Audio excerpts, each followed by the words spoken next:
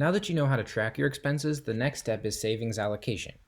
Remember in the video about creating your budget, we talked about the difference between regular spending categories and prepaid expense categories? This is where that will come in. Before we get into the details, let's zoom out and think about the flow of money for a month. First, you get paid. That money flows into your bank account. Then you spend money on your monthly expenses such as rent, food, car payments, and so on. Now you should have some money left over. Looking back at our budget, we budgeted $100 a month for car repairs. So how does this money get tracked? We do not physically spend the money, and so we wouldn't put it in the transactions sheet. Instead, we want to note that that money has been set aside for a specific purpose.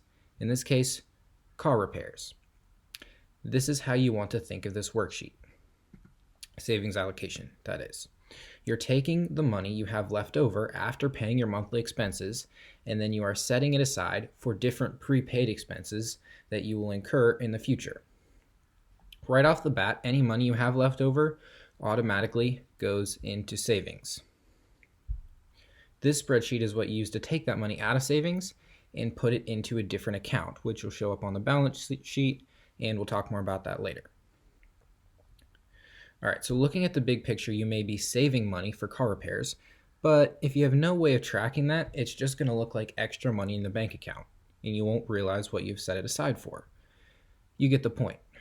So at the end of each month, you will make entries in the savings allocation sheet here that will set aside money for different prepaid expenses.